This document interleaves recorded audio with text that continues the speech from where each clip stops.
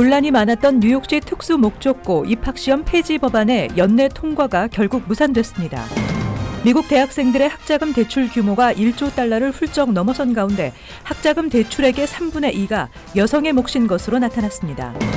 미국인 4명 중 거의 3명이 북미 정상회담을 지지한다는 설문조사 결과가 나왔습니다. 전 세계 항공사들의 정시 운항률과 서비스 등을 평가한 순위에서 대한항공과 아시아나항공이 최하위권을 기록했습니다. 올여름 뉴저지 턴파이크와 링컨 터널을 연결하는 루트 495 재건축 공사가 진행돼 뉴저지에서 뉴욕으로 출근하는 직장인들이 통근 지옥을 겪게 될 것으로 예상됩니다. 이상은 이 시각 주요 뉴스입니다. 시청자 여러분 안녕하십니까? KBN 뉴스입니다. 논란이 많았던 뉴욕시 특수목적고 입학시험 폐지 법안의 연내 통과가 결국 무산됐습니다. 그러나 앞으로 특목고 입시를 둘러싼 폐지와 유지, 양 진영의 공방은 더욱 치열해질 것으로 전망됩니다. 어제 특목고 입시 폐지 법안은 찬성 16, 반대 13으로 주하원 교육위원회를 통과했지만 오는 30일 종료되는 2017-2018 회기 내에 전체 표결 일정에 포함되지 않았습니다.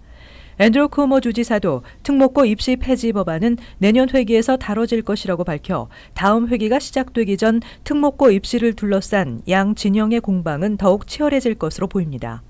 브루클린 찰스 베론 주 하원 의원이 발의한 특목고 입시 폐지 법안은 앞으로 3년 동안 특목고 입학시험을 점진적으로 폐지하는 내용으로 먼저 전체 8학년생 가운데 상위 3%의 성적을 거둔 학생을 특목고에 우선 배정하며 그 다음 해에는 상위 5%로 성적 입학생 규모를 확대하고 오는 2020-2021 학년도부터는 특목고 입학시험을 완전 폐지하는 내용입니다.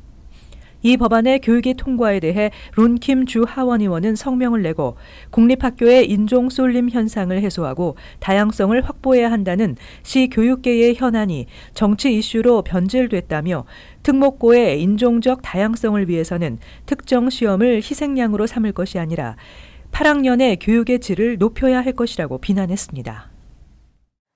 미국 대학생들의 학자금 대출 규모가 1조 달러를 훌쩍 넘어선 가운데 학자금 대출액의 3분의 2가 여성의 몫인 것으로 나타났습니다. 여성들의 대학 진학이 늘었기 때문입니다.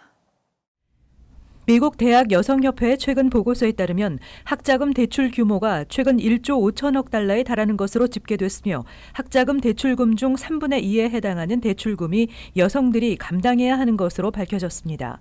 이 같은 원인 중 하나가 여성들의 대학 진학이 늘었기 때문으로 분석됩니다. 2016년 가을 학기에 각 대학에 등록한 여성의 비율은 56%로 남성보다 더 많았고 학사 학위 취득을 위해 여성들이 받은 대출금은 1인당 평균 2,740달러로 남성에 비해 더 많은 것으로 조사됐습니다. 이와 함께 여성들이 남성보다 많은 학자금을 대출받았으며 대출금 상환까지 걸리는 기간 역시 더 길다는 분석도 나왔습니다. 졸업 후 여성들이 학자금을 상환하는 기간은 남성들에 비해 평균 2년이 더 걸리며 그만큼 이자도 많다는 지적입니다. 미국 대학 여성협회는 직장에서 여성이 남성보다 26%의 급여를 더 적게 받는다며 이 같은 성별 임금 격차가 여성들의 학자금 상환을 더디게 한다고 지적했습니다. 한편 연방준비제도 이사회의 자료에 따르면 2018년 1분기에 1조 5천억 달러를 넘어선 학자금 대출 규모는 자동차 대출과 신용카드 대출 규모를 능가하고 있습니다. 사회 초년생들이 갚아야 할 학자금 대출금은 1인당 평균 28,400달러로 나타났습니다. 전격적인 무산 발표 이후 극적으로 다시 성사된 이번 북미 정상회담에 대해 미국 내 지지 여론이 더 강화된 것으로 나타났습니다. 미국인 4명 중 거의 3명이 북미 정상회담을 지지한다는 설문조사 결과가 나왔습니다. 퀴니피액 대학이 미 전역의 유권자 1,223명을 상대로 설문조사한 결과 응답자의 72%가 도널드 트럼프 대통령과 김정은 북한 국무위원장의 회담을 지지한다고 답했습니다. 이는 회담이 성사된 직후인 지난 4월 같은 조사 때 지지율보다 6%포인트 상승한 것입니다. 회담에 반대한다는 응답은 21%에 그쳤습니다. 트럼프 대통령의 대북한 정책을 지지한다고 답한 응답자는 52%이며 김 위원장과의 협상을 잘 다룰 수 있을 것으로 신뢰한다는 응답도 49%로 2달 전에 40%보다 증가했습니다. 트럼프 대통령이 회담 무산 카드를 들이밀며 벼랑 끝 전술을 펼친 것이 대북 협상에 대한 신뢰도를 더 높인 것으로 풀이됩니다. 그러나 북한의 완전한 비핵화가 실현될 가능성에 대해서는 응답자의 불과 20%만이 북한이 핵무기를 완전히 포기할 것이라고 답해 미국 내 여론의 기대감은 높지 않았습니다. 전 세계 항공사들의 정시 운항률과 서비스 등을 평가한 순위에서 대한항공과 아시아나항공이 최하위권을 기록했습니다. 전 세계 항공사들의 올해 1분기 정시 운항률, 서비스 평가, 고충 처리에 대한 평점을 바탕으로 에어헬프가 발표한 2018 평가 보고서에 따르면 카타르 항공이 1위, 와우 항공이 72위를 차지했다고 블룸버그 통신이 보도했습니다. 대한항공은 66위로 끝에서 7번째였습니다. 서비스의 질은 72개 항공사 중 상위 7위였으나 정시 운항률 점수가 7번째로 낮았고 고충 처리 점수도 8번째로 낮아 종합적으로 하위권에 들었습니다. 아시아나는 59위로 평가됐는데 역시 서비스의 질은 5위로 높았으나 정시 운항률과 고충 처리 점수가 낮았습니다. 에어헬프가 종합점수를 토대로 선정한 우수 항공사는 카타르 항공, 루프트한자, 싱가포르 항공, 퀀타스 항공 등이며 미국의 항공사들 가운데는 아메리칸 항공이 23위로 가장 좋은 평가를 받았고 유나이티드 항공이 37위, 델타 항공은 47위에 올랐습니다.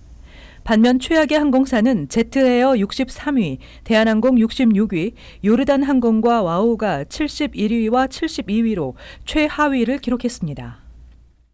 연방 상원 공화당이 8월 휴회 기간을 4주에서 1주로 대폭 단축한다고 발표했습니다.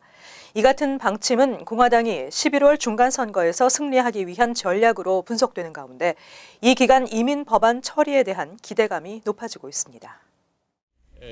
미치 매코넬 상원 공화당 원내대표는 5일 2018-2019 회계년도 예산안 처리와 적체된 공직 지명자 인준을 위해 상원의 8월 휴회 기간을 4주에서 첫째 주만 1주 쉬는 것으로 축소한다고 발표했습니다.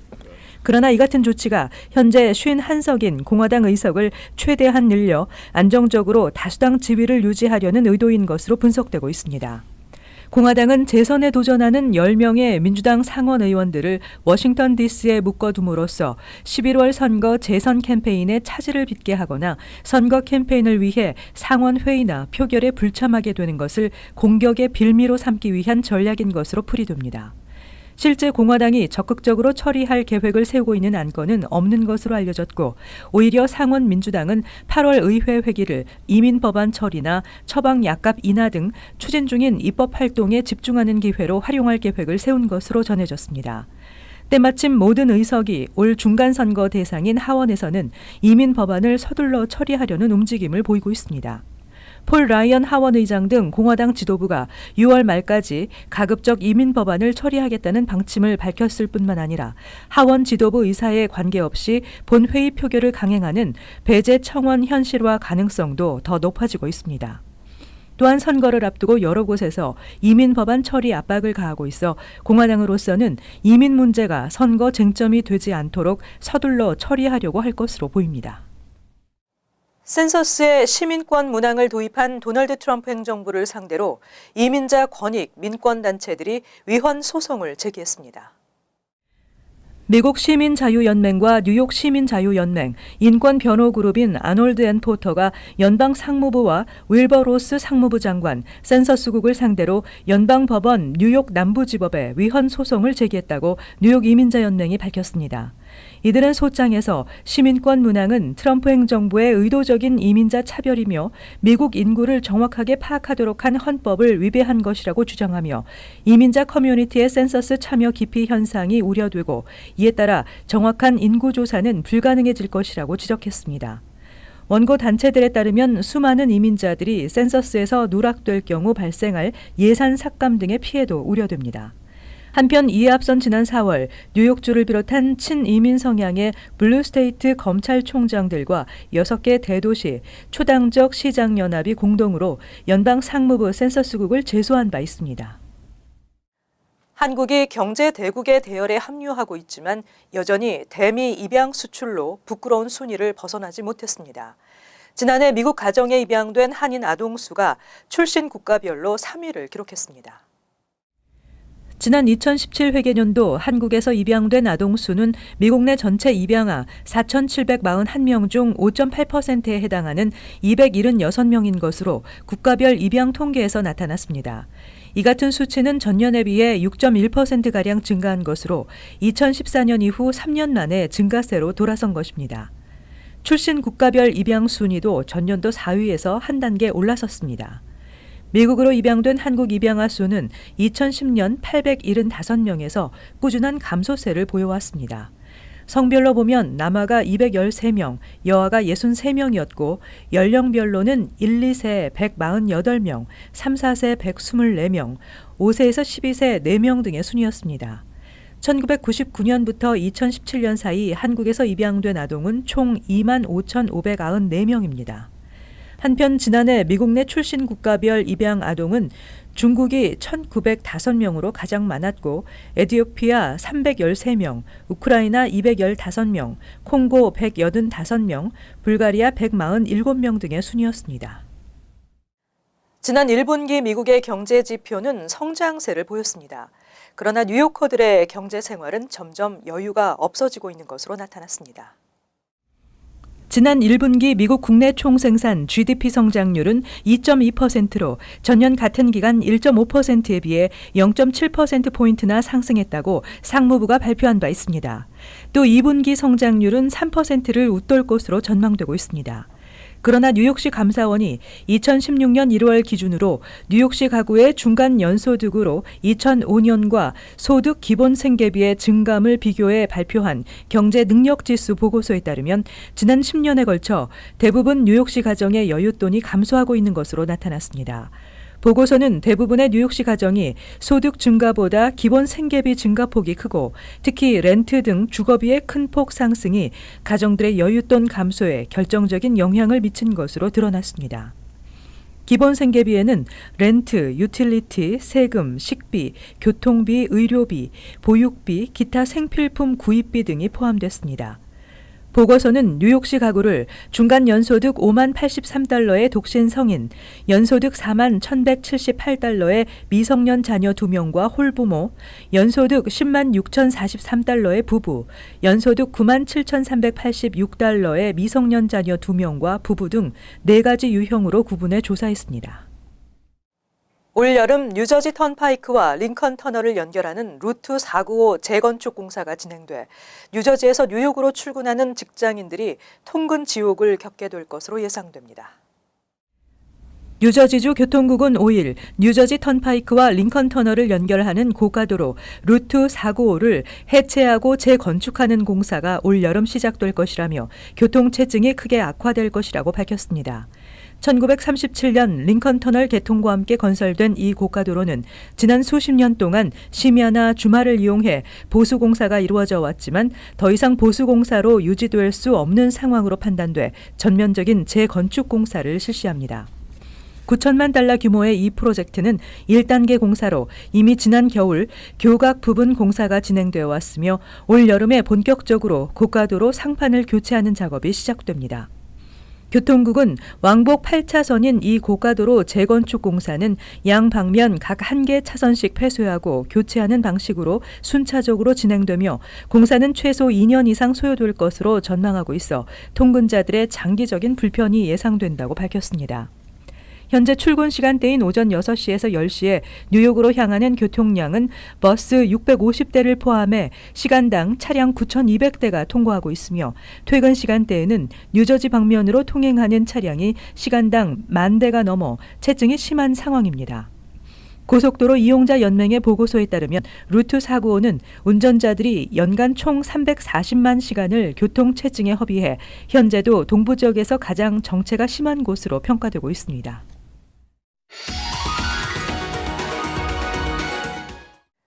이어서 LA 지역 한인사회 소식입니다. 미국의 8개 주에서 일제히 예비선거가 실시된 가운데 연방 하원에 도전장을 낸 영킴 후보가 득표율 1위로 본선행을 확정지었습니다. 미셸 스틸박 오렌지 카운티 슈퍼바이저는 압도적인 표차로 재선에 성공했습니다. 한인 후보들의 선거 결과를 여준호 기자가 정리했습니다. 연방하원 39지구의 공화당 영킴 후보가 본선행에 안착했습니다. 선거기금 모금에서 순항을 이어가던 영킴 후보는 22%의 득표율로 1위를 기록해 2위인 민주당 길 시스네로스 후보와 본선에서 맞대결을 펼치게 됐습니다. 오는 11월 본선에서 영킴 후보가 승리할 경우 한인 여성으론 처음이자 20년 만에 한인 연방하원의원이 탄생하게 됩니다. 같이 와서 전화해주고 사람들께 저를 홍보해주고 이런 모든 것들 제가 잊지 않겠습니다. 앞으로도 그런 그 후원, 또 그런 기도, 그런 격려 계속해서 부탁드리겠습니다. 무난한 승리가 예상되던 미셸 박스틸 오렌지 카운티 슈퍼바이저 역시 63.4%라는 압도적인 득표율로 재선에 성공했습니다. 이에 따라 미셸 박스틸 슈퍼바이저는 쌓여있는 지역 현안 사업 추진을 목표로 내년부터 4년 임기에 돌입하게 됩니다. 젊은 사람들에게 좀 더 많은 잡을 주고 또 하이텍 컴퍼니들이 들어올 수 있는 그런 방법을 했으면 좋겠어요. 또 urgent matter는 이제 또 홈레스 이슈가 있기 때문에 또 홈레스 이슈도 이제 조금 스테이블라이즈 하는 그쪽으로 갔으면 좋겠고요. 젊은 층의 활약도 이어졌습니다.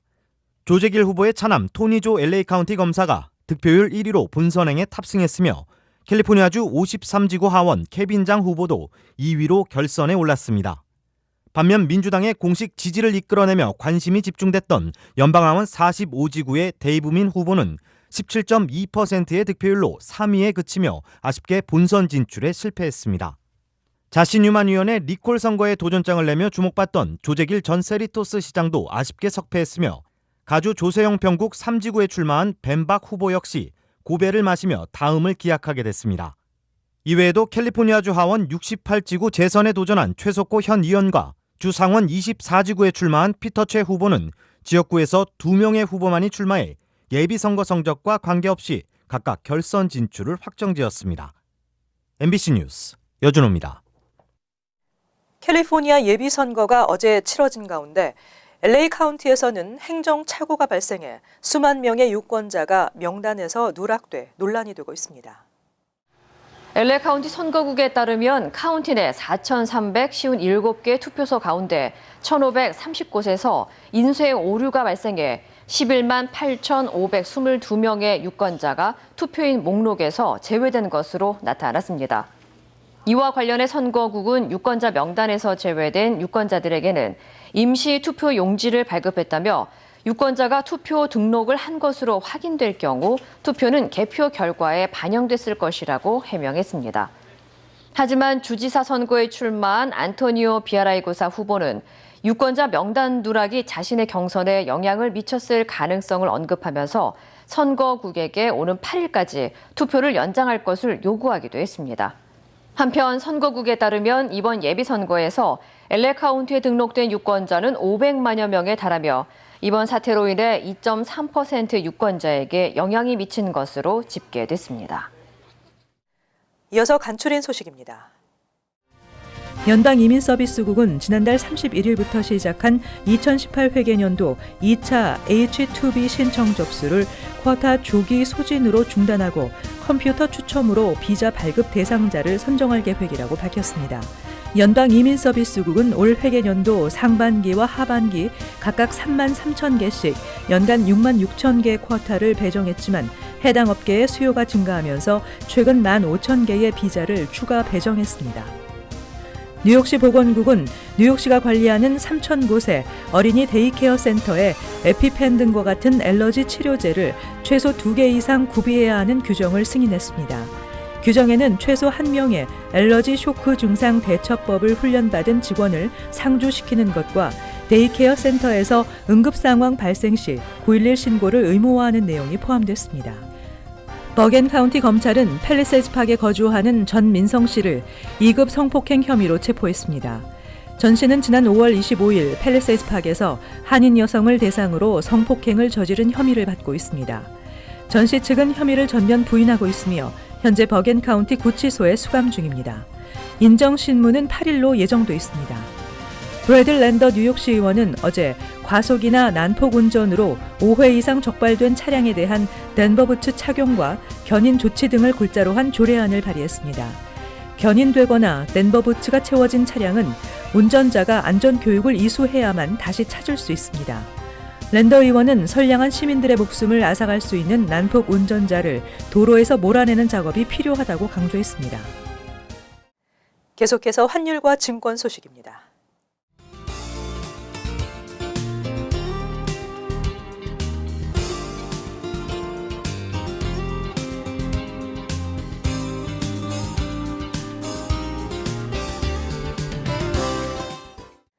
끝으로 날씨 전해드립니다. 금요일 대체로 맑겠습니다. 낮 최고 기온은 82도, 섭씨 영상 28도, 밤 최저 기온은 65도, 섭씨 영상 18도. 토요일은 흐리고 오후에 비나 소나기 예상됩니다. 일요일은 화창한 날씨 되겠습니다. 이상으로 KBN 뉴스를 마칩니다. 시청해주신 여러분 고맙습니다.